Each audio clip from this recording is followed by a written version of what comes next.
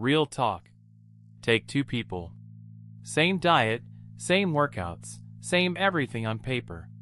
One of them stays lean, and the other just can't seem to.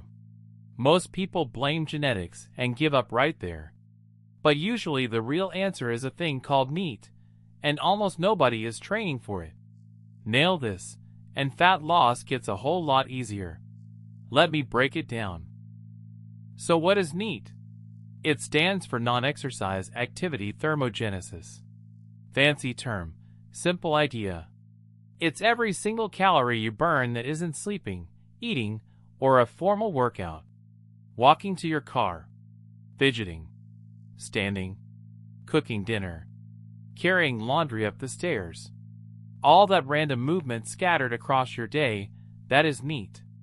And for most people, it's a bigger deal than the gym. Here's the part that'll surprise you. Your workout is a tiny slice of what you burn in a day. But NEAT? Between two people, it can swing by hundreds of calories a day. Hundreds. That's the difference between slowly losing fat and slowly gaining it, and it has almost nothing to do with how hard you crushed your leg day. And this is the sneaky reason diets stall. When you cut your calories, your body quietly fights back. It turns your NEAT weight down. You move less without even noticing. You fidget less. You take the elevator. You feel drained and sluggish. Your body is protecting itself by burning less. And just like that, the deficit you worked so hard for shrinks to nothing. Now here's what modern life has done to us.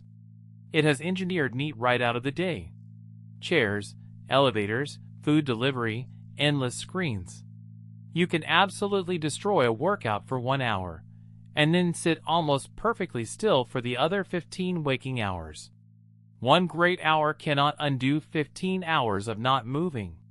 That's the math nobody really wants to hear. So let's fix it, and it's easier than you think. Lever 1, track your steps.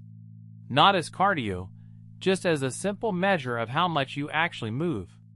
Because what you don't measure stays invisible. A full desk day can quietly drop you to 3,000 steps. Honestly, just seeing that number is often enough to get you up and moving more. Lever 2, break up the sitting. Every hour or so, stand up and move for a couple of minutes. Take that phone call pacing around the room instead of parked in your chair. It sounds almost too small to matter. But done all day, every day, those little bursts of movement stack up into a real, meaningful chunk of burn. Lever 3, build movement into your life instead of your schedule. This is the real cheat code. Walk while you take meetings. Park at the far end of the lot. Take the stairs on autopilot. Carry the groceries in 2 trips instead of 1. None of it needs motivation, because you're not adding a workout. You're just living in a way that quietly moves more. And here's why NEAT beats just adding more cardio. It's sustainable. It doesn't leave you starving the way a brutal cardio session can. It doesn't demand recovery days. And it runs quietly in the background all day long, whether you feel motivated or not. It's the most forgiving lever in the whole game, because you can chip away at it in pieces nobody even sees. So here's the whole thing. Keep your workouts, they still matter. But stop treating that 1 hour as the only time you move. When the other 15. More standing, more steps, more little bits of movement stitched all through your day.